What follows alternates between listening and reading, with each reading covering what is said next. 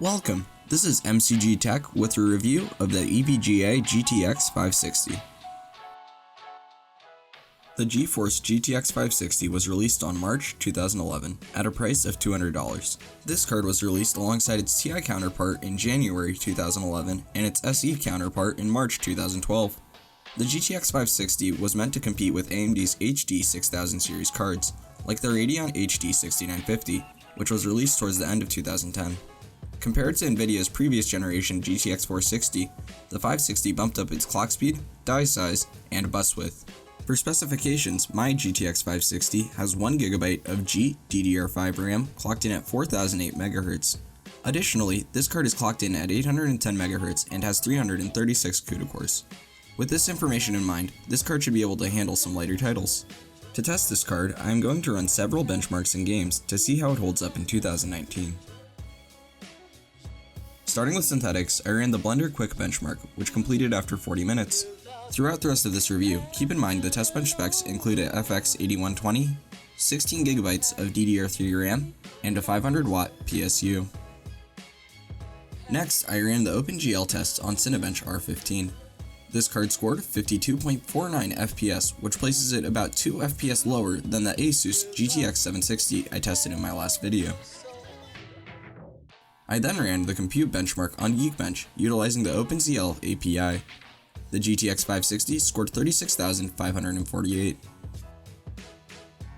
The 560 scored 2,962 in the 3D graphics test in Passmark, which means it is in the 60th percentile. I ran the Unigine Heaven benchmark at high settings while using the DirectX 11 API, leading to a score of 872 and an average FPS of 34.6.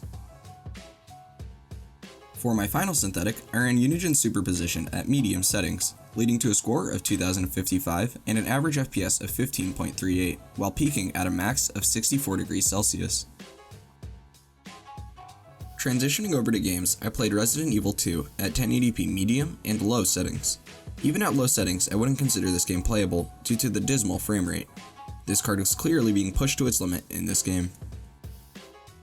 The 560 did very well at medium and high settings for Rocket League, easily passing the golden 60 FPS average.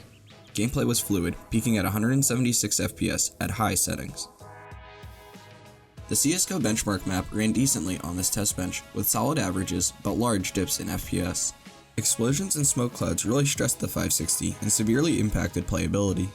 That being said, outside of those conditions, Csgo was pretty enjoyable. Finally, I tested Fortnight, which ran well at medium settings and alright at high settings. If you are looking to play competitively, I would recommend a blend of settings. To conclude, I wouldn't buy any Fermi cards in 2019. Honestly, there are too many better options you could pick up with newer architectures for fairly cheap prices. This was a pretty fun card to benchmark though, so I will do my best to try to find a way to incorporate it in a budget build. If you enjoyed the video, make sure to like this video and subscribe. Also feel free to check out the rest of the content on this channel. Thank you for watching.